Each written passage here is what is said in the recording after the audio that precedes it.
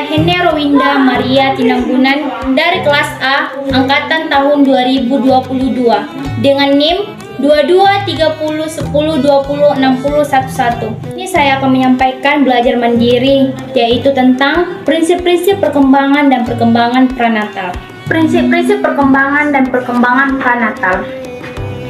Adapun prinsip-prinsip perkembangan pada anak itu diantaranya adalah yang pertama, prinsip kesatuan organis.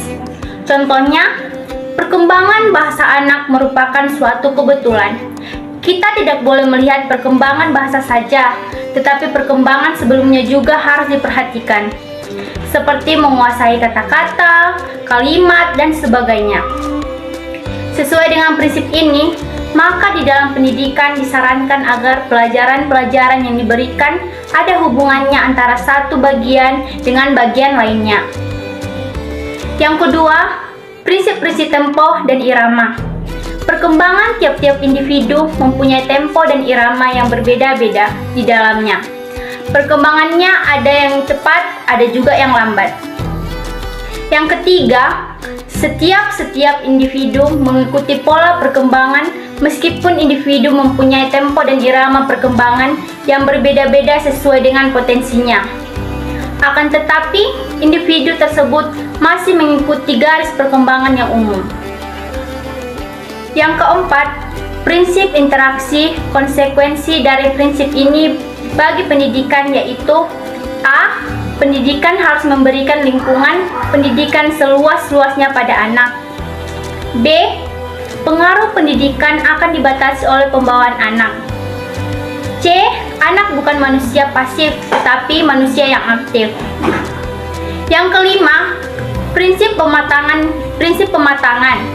Misalnya, anak berusia 7 bulan baru bisa duduk, tidak dapat dipaksakan untuk belajar berjalan.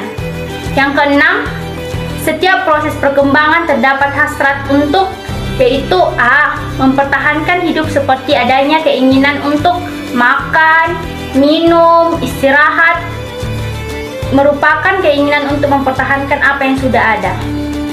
Yang B. Mengembangkan diri, adanya keinginan untuk bergerak, bermain.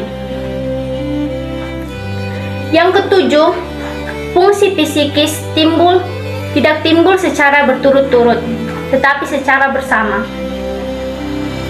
Yang kedelapan, perkembangan mengikuti proses diferensiasi dan integrasi. Dengan bertambah umur, perkembangan anak akan semakin maju pula, sehingga terjadi proses yang disebut diferensiasi dan integrasi. Contoh, bayi memiliki gerak-gerakan yang tidak teratur. Yang kesembilan, pertumbuhan dan perkembangan membutuhkan suatu usaha untuk membimbing yang dilakukan secara sadar. Sekarang kita bahas tentang perkembangan pranatal.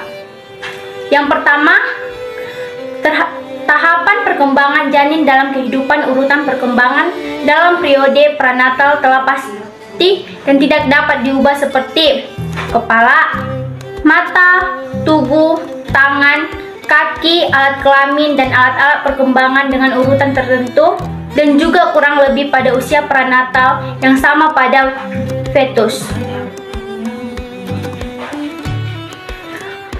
Periode pranatal dibagi menjadi 3 fase, yaitu periode germinal. Original merupakan periode awal perkembangan pranatal yang berlangsung pada 2 minggu pertama setelah pembuahan. B. Periode embrionik.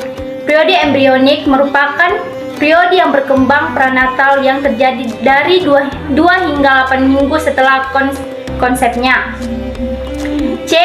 Periode fetal. Periode fetal merupakan periode perkembangan pranatal yang dibagi dari yang 2 bulan setelah pembuahan dan pada umumnya berlangsung sampai 7 bulan.